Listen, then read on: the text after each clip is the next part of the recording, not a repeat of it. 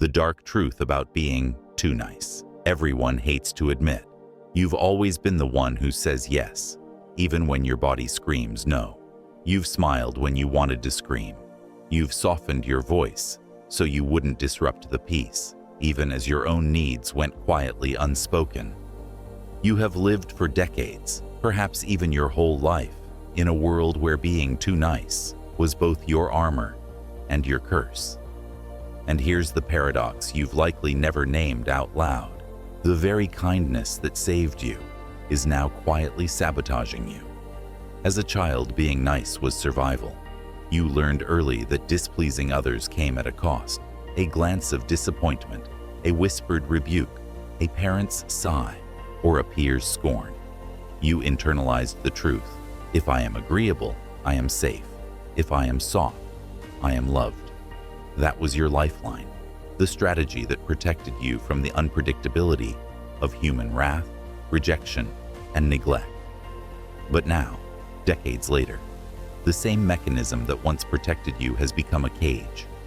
Every automatic smile, every acquiescence, every unasked-for concession is a brick in the wall that separates you from your own authentic self.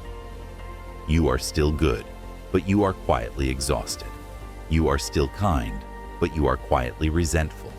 You are still agreeable, but the cost is now your freedom, your clarity, your peace.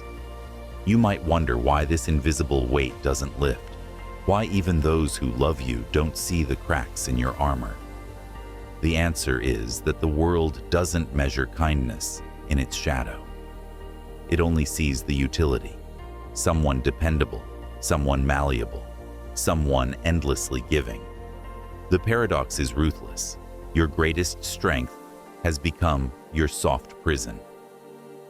2. Definition and psychological authority. Being too nice is more than a personality trait. Psychologists often trace it to parentification, a developmental pattern in which a child takes on adult responsibilities too early. You were not allowed to be a child in the fullness of your needs. You became a caretaker of moods, a moderator of conflict, a quiet mediator of chaos. You learned to scan rooms like a radar, to anticipate anger before it landed, to preempt criticism with your obedience. This hyper-attunement, known clinically as hypervigilance, rewires the nervous system. Your default mode is no longer rest, it is calculation.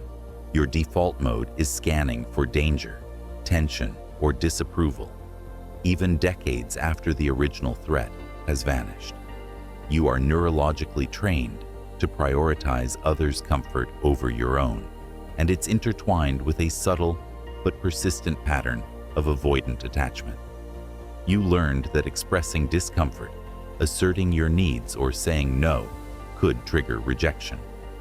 So you learned to hide the self that is messy, loud, or demanding. Over time, the brain adapts. Your identity becomes elastic, pliable, and endlessly negotiable. You become, in a sense, a ghost in your own life, haunting spaces where your true desires are quietly deferred. Imagine a tree growing in constant wind, bending for decades.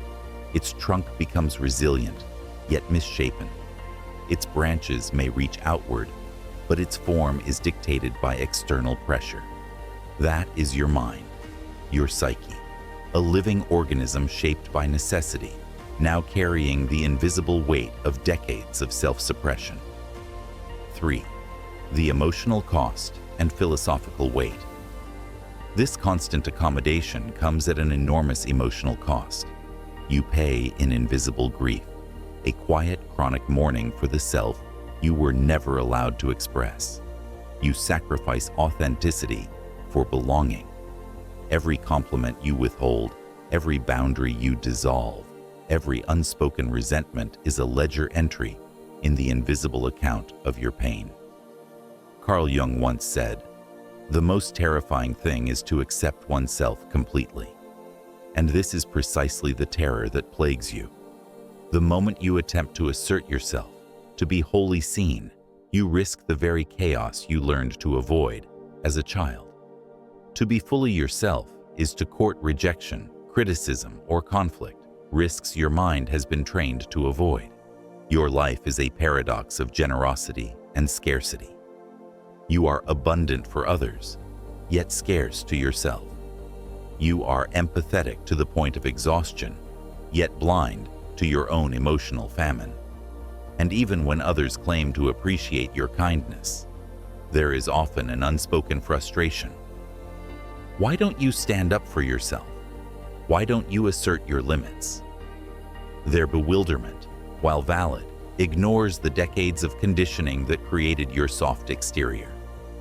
This fear, the fear of vulnerability, the fear of being judged, the fear of disturbing peace, is the engine driving every compromise you make. It makes the simplest moments unnecessarily complicated. Declining an invitation feels like rebellion. Asking for help feels like guilt. And defending your time feels like disloyalty. 4. Adult manifestation and the unlearning. As adults, the too nice archetype manifests in ways that are both subtle and profound. You might recognize yourself in some of these patterns. In relationships, you suppress desires, avoid confrontation, and constantly adjust to others' moods. You might feel invisible, even when you are indispensable. In the workplace, you overwork, overcommit, and take responsibility for problems that aren't yours, silently hoping your sacrifice will earn recognition or approval. Boundaries. Saying no feels like an act of rebellion. Asserting limits feels like a moral failure. You tolerate what others cannot tolerate from themselves. Decision fatigue. Your mind is exhausted from constantly predicting reactions, choosing others over self, and editing your authenticity into socially palatable shapes. Emotional disconnection.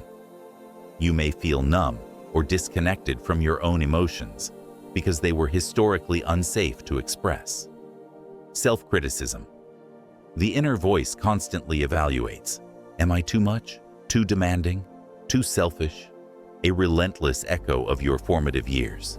These behaviors are not flaws. They are coping strategies, meticulously honed to navigate a world that was once threatening and unpredictable.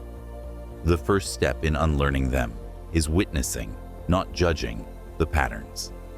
Recognize that your automatic accommodation is the echo of survival, not a reflection of moral weakness. This is a profound distinction. Your too nice self is a protective mechanism, a shadow you must acknowledge before transforming it. The healing, conclusion, and affirmation. Healing begins with reparenting your inner child, acknowledging the years of accommodation, and giving yourself permission to exist fully, without apology. Shadow work, exploring the parts of yourself you have hidden or denied, becomes a powerful ally. You learn to say no, not as rebellion, but as a sacred act of self-respect. You learn to soften without sacrificing yourself. Choose softness, not as a default for survival, but as a deliberate act of wisdom. Being kind does not require erasing your boundaries, nor does empathy demand erasing your own needs.